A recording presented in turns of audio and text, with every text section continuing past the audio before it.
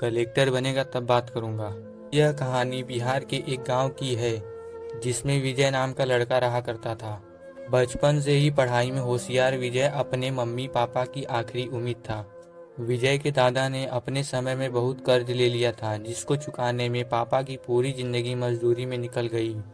उनके पास थोड़ी सी जमीन थी जिससे उनका गुजारा हो रहा था।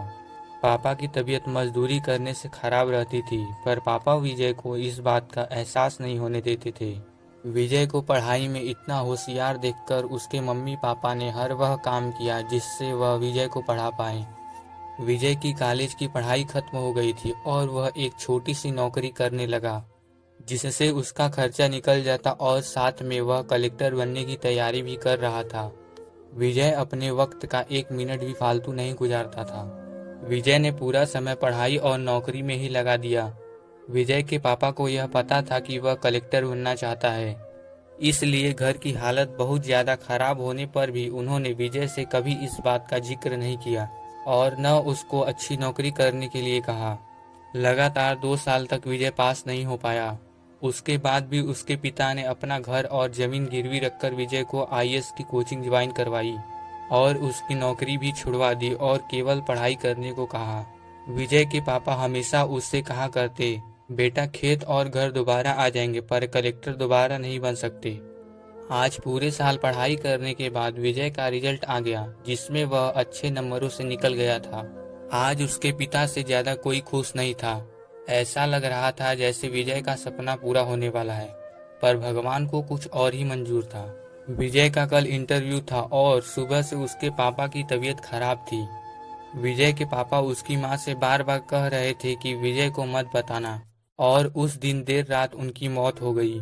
अब एक माँ जिसकी गोद में उसका पति गुजर गया और वह अपने दर्द को भुलाकर अपने बेटे की जिंदगी के बारे में सोच रही थी। माँ ने पड़ोसियों तक को इस बात का एहसास नहीं होने दिया कि उसका पति अब नहीं रहा। पूरी रात ऐसे रोई कि आवाज भी न निकले और सुबह विजय जब इंटरव्यू देने जाने लगा तब माँ और पापा के आशीर्वाद के लिए उसने माँ को कॉल किया। माँ ने पूरी हिम्मत लगा दी अपना सच छुपाने के लिए और विजय को आशीर्वाद दिया। और जब विजय ने पापा से बात करने को कहा तो माँ बोली, पापा अब तुमसे बात नहीं करेंगे, वह कलेक्टर से बात करेंगे। इतनी बात करके माँ ने फोन रख दिया। विजय का जब इंटरव्यू हो गया तब उसे बताया गया कि उसके पिता की तबीयत खराब है, उसको तुरंत घर जाना है। विजय को एक पल नहीं लगा अपने पिता की हालत समझने में। घर पहुंचकर पिता के पैरों में गिरकर वह जोर जोर से रोने लगा और कहने लगा, पापा उठो, देखो मैं कलेक्टर बन गया। आज उसके पिता को वह खुशी मिली थी जिसका उनको वर्षों से इंतजार था। आज वह इस दुनिया में नहीं थे। भगवान विजय के पिता की जिंदगी में सुख लिखना ही भूल गए थे। पहले वह अपने पिता के कर्ज में जिंदगी भर मजदूरी करते रहे और फिर बेटे के सपनों में फिर घर और जमीन गिरवी रखनी पड़ी। वह जिंदगी में कर्ज लेकर आए और कर्ज लेकर चले गए। विजय के पिता को भले ही जिंदगी में कुछ हासिल न हुआ हो, पर वह अपने लड़के को इस काबिल बना गए कि वह अपनी 7 पुश्तों को बैठे बैठे खिला पाए। विजय की मां ने जो उस रात किया जिसको करने का जज्बा बहुत कम लोगों में होता है।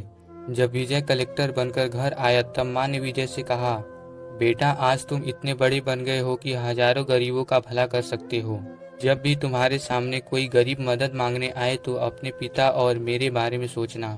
मैं तुम्हारे बराबर पढ़ी लिखी और समझदार तो नहीं हूँ, पर इतना जरूर जानती हूँ, गरीब आदमी की बहुत मजबूरी होती है। तुम कभी किसी का बुरा मत करना। दोस्तों, इस कहानी से हमें यह शिक्षा मिलती है कि वक्त कितना भी खराब हो, हम उसे बदल जरूर सकते हैं। माँ और बाप के एहसानों को हम कभी नहीं उतार सकते, पर हम अपने कर्मों से उनकी इच्छा जरूर पूरी कर सकते हैं।